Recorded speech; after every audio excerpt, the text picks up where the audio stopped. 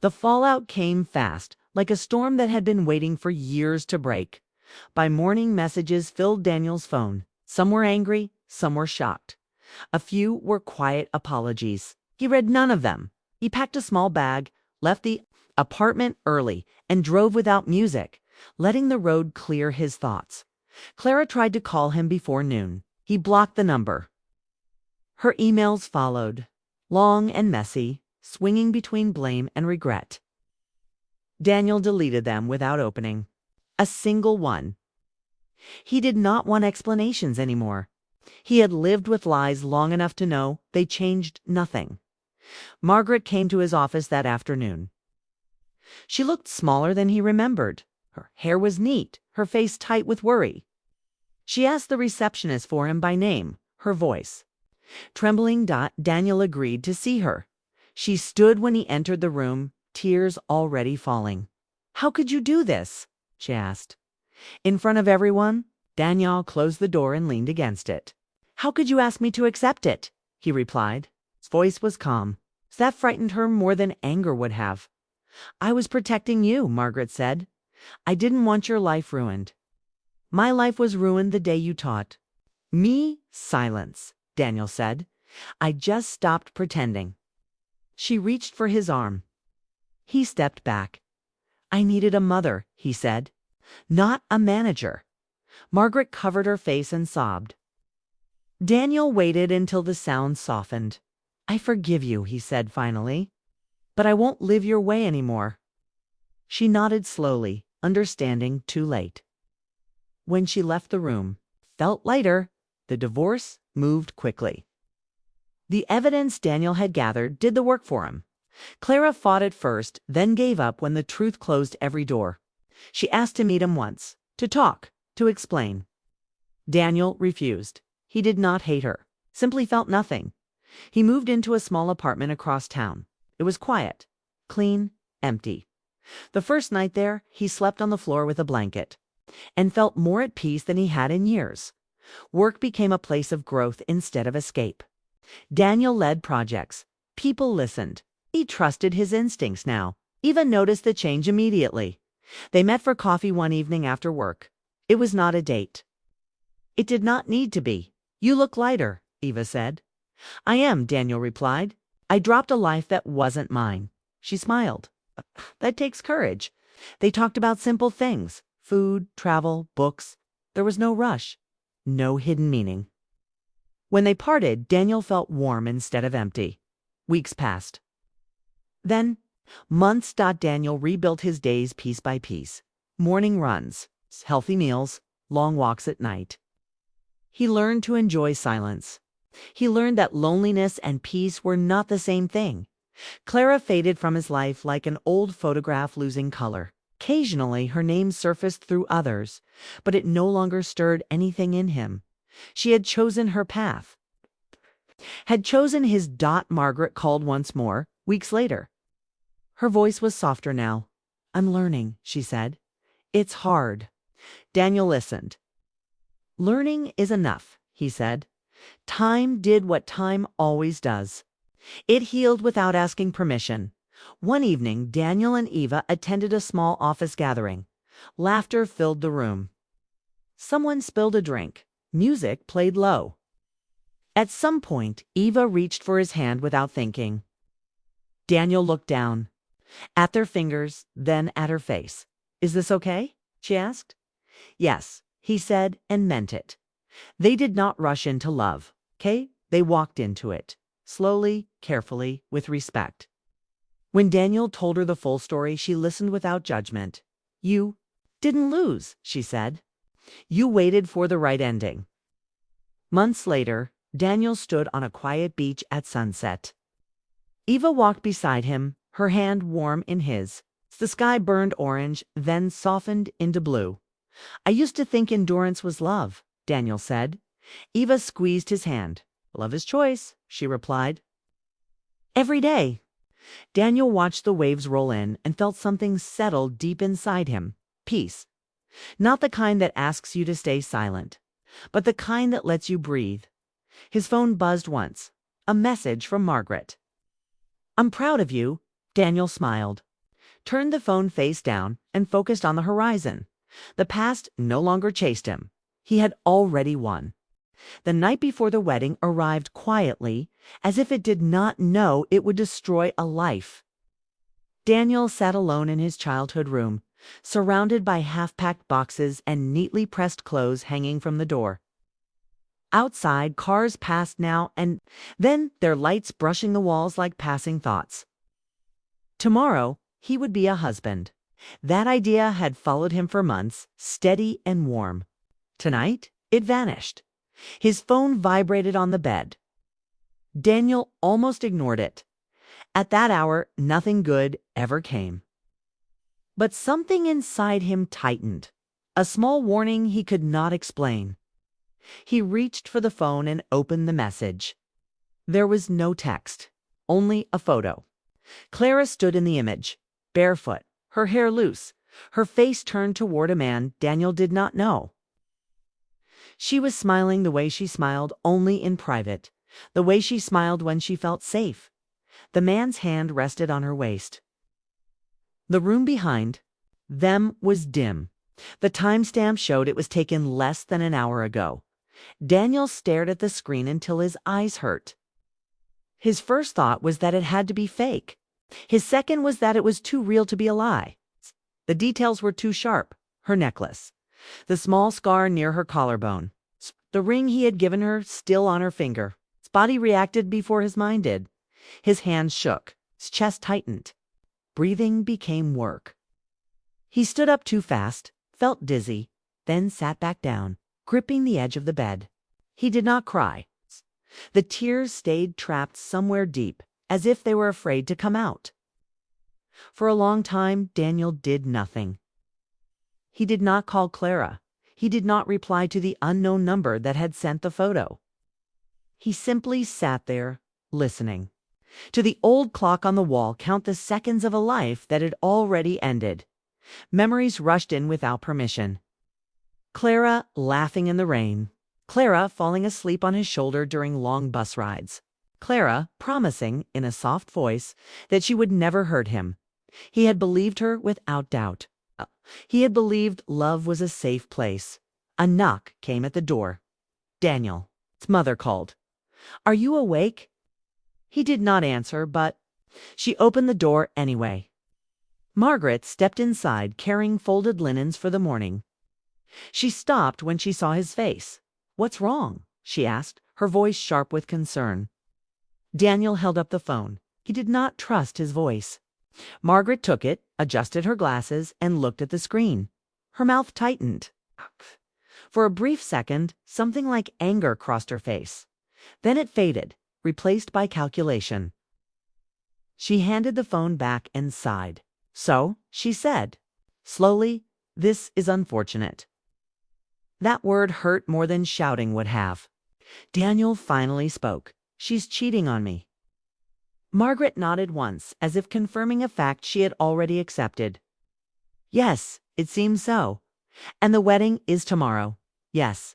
Daniel waited. He expected comfort, rage, protection. Something. Instead, his mother sat on the edge of the bed and smoothed the linens on her lap. "People make mistakes," she said, "especially when they are scared." Daniel laughed, a short sound without humor. "This isn't a mistake. This is a choice." Margaret looked at him, her eyes firm. "Daniel, listen to me. You have worked so hard for this wedding. Invitations, the money, the family traveling from far away. If you cancel now, everyone will talk. Clara will be ruined. You will be. Judged? Is that what you want?" He stared at her, not understanding. "She cheated on me, and you will survive it," Margaret replied. "Marriage is not about perfection. It is about endurance. Love is not always clean." Something broke inside him. "So, what are you saying?" "I am saying you should forgive her," Margaret said calmly. "Accept it. Tomorrow goes on as planned." The room felt suddenly too small. Daniel stood and walked to the window. Outside, the street light flickered. Somewhere, someone laughed. "You want me to marry her?" he said, knowing this. "Yes," his mother said. Because once you are married, things will settle. Men forgive, women change. That is how life works. Daniel turned back to her. And what about me? Margaret's face softened, but her voice did not. You are strong. You always have been. Don't throw away your future over one bad night. Daniel wanted to scream. He wanted to tell her that this was not strength, that this was surrender. But he had grown up learning that arguing with his mother led nowhere. She believed stability mattered more than happiness, appearances more than truth. He felt 12 years old again, standing in the kitchen, being told to swallow his feelings because peace mattered more. Silence filled the room. Finally, Daniel nodded. Margaret exhaled, relieved.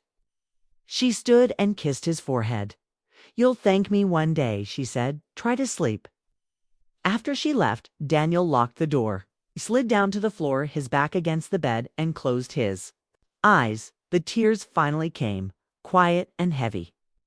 He pressed his fist against his mouth to keep from making a sound. Tomorrow, he would stand in front of everyone and promise his life to a woman who had already left him. At some point, his phone buzzed again. This time, it was Clara. Where are you? Her message read, Why aren't you answering? Daniel wiped his face and typed back, busy. Tomorrow is a big day. 3 dots appeared, disappeared, then appeared again. I love you, Clara wrote. Daniel stared at the words until they blurred. He typed nothing back. Instead, he stood, went to his desk, and opened a drawer he had not touched in years. Inside was an old notebook. He took it out and placed it on the bed. He did not know why, only that he needed something solid, something that belonged only to him. He sat and opened the first blank page. Daniel did not plan revenge that night. He did not plan anything. He only knew one truth. If he was going to walk into tomorrow broken, he would not stay broken forever. He wrote down the date. Then he closed the notebook. Hours later, dawn crept in through the curtains. Daniel stood in the bathroom, staring at his reflection. His eyes were red, his face pale. He looked older than he had the day before. He dressed slowly. Each movement felt distant, as if someone else were controlling his body. Downstairs, voices filled the house. Laughter, excitement, the smell of coffee and flowers. No one asked if he was okay. At the venue, Clara rushed to him, her dress still in its cover, her face bright with practiced joy. She kissed his cheek too quickly. You disappeared last night, she said. I was worried. Daniel looked at her. For a moment he saw her as a stranger. Then he smiled. Everything's fine, he said. She relaxed instantly. As the hours passed, Daniel played his part. He greeted guests. He stood for photos. He laughed at jokes. Inside, something cold and steady formed, something that did not hurt as much as the pain had. When the music started and Clara walked toward him, everyone stood. Margaret watched with tears in her eyes, proud and certain she had saved her son's life. Daniel watched Clara approach and felt no anger, no love, only clarity. He said his vows clearly. His voice did not shake. And as he slipped the ring onto her finger, he made another quiet promise, one no one else could hear. This was not the end. It was only the beginning. The first year passed with smiles in public and distance at home. Daniel learned quickly how silence could become a shield. Clara talked about her day, her plans, her dreams, but never asked about his. She kissed him when others watched. At night, she often turned away, her phone glowing in the dark. Daniel noticed everything. He said nothing. He moved through life with care, as if stepping on thin ice. He woke early, went to work, returned late. Clara did not complain. Freedom suited her. She believed she had one. She believed forgiveness meant permission. Daniel worked harder than he ever had before. He took extra projects. He stayed late. He learned things others avoided. His boss noticed. Promotions came slowly, then faster. Money grew. Confidence followed. Pain sharpened him instead of breaking him. At home, Clara grew restless. She complained that he was boring now, that marriage felt dull. Daniel listened calmly. When she accused him of changing, he agreed. "I'm growing," he said once. She laughed and said, "Don't grow away from me." He already had. The second year brought the first clear proof. A receipt left in a coat pocket, a hotel room booked under a false name. Daniel found it one evening while folding laundry. His hands did not shake this time. He took a photo, saved it to a hidden folder, and placed the receipt back where it was. That night, Clara kissed him and asked if he trusted her. Yes, Daniel said, and meant that he trusted the truth too. Reveal itself. He began to keep records, dates, names, patterns, not with anger, but with patience. Each discovery felt like adding weight to a scale already tipping in his favor. He was not collecting pain. He was collecting clarity. Margaret visited often. She praised Clara for keeping the marriage stable. She praised Daniel for being calm slay. She would say, "I told you things would settle." Daniel smiled and poured her tea. The third year changed the rhythm. Clara grew careless. She stopped hiding her phone. She took weekend trips with friends. She stayed out late and came home smelling of unfamiliar cologne. One night, Daniel asked her directly, "Are you happy?" She paused, surprised. "Of course. Why?" He nodded. "Good." She studied his face as if searching for something. Finding nothing, she relaxed. That same year, Daniel met Eva at work. She was kind, sharp, and honest. They spoke during breaks about books and small dreams. She never crossed a line. Neither did he. But something warm existed between them. Something. Safe. Eva noticed his sadness without asking about it. One afternoon she said, "You don't have to explain yourself to everyone." The words stayed with him. Daniel did not fall in love with Eva. He fell back in love with himself, with his values, with truth, with patience. By the fourth year, Clara stopped pretending, brought people into their shared life without shame. She mentioned a man's name too often. She laughed at messages while sitting beside Daniel on the couch. "You don't mind, right?" she said once. "We're adults." Daniel looked at her and said, "I mind only when lies pretend to be honesty." She rolled her eyes and said, "You're impossible." He smiled. He had waited years to become that. Behind the scenes, Daniel prepared. He met with a lawyer. Quietly, carefully, he learned his rights. He organized finances, separated accounts. He documented everything. The lawyer asked once why he waited so long. Daniel answered, "Timing matters." The fifth year approached like a held breath. Their anniversary date sat on the calendar, bright and obvious. Clara suggested a party. "Something big," she said. "Friends, family, let's celebrate surviving each other." Daniel agreed. He planned it himself. He chose the venue. He sent the invitations.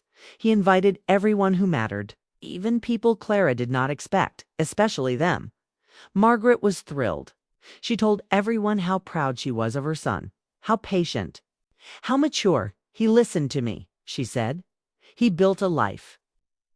Daniel listened and said nothing. The night before the anniversary, Daniel slept well. He woke calm, clear, and light. He dressed with care. He looked at himself in the mirror and saw no fear at the venue. Guests arrived smiling. Music played softly. Glasses clinked. Clara wore red and looked confident. She kissed Daniel's cheek and whispered, "You did well." "Yes," he said, "I did." As the room filled, Daniel watched people greet each other. He saw recognition flicker in unexpected places. A man across the room stiffened when another entered. A woman's smile faded when she spotted Clara laughing too, closely with someone else. The puzzle assembled itself. When the time came, Daniel stepped forward. The music lowered. Conversations paused. Clara squeezed his hand, already planning her speech. Daniel raised his glass. "Thank you all for coming," he said. 5 years is a long time. Long enough to learn what love is and what it is not. The room quieted. Clara laughed lightly. "Daniel," she whispered. "Don't get serious," he continued. "Tonight isn't about celebration," he said. "It's about honesty." A few people shifted in their seats. Daniel reached into his jacket and took out his phone. He connected it to the screen behind him. Clara's smile froze. Images appeared. Dates, messages, faces, hotel rooms, conversations, not rushed, not dramatic, just clear. A gasp moved through the room like a wave.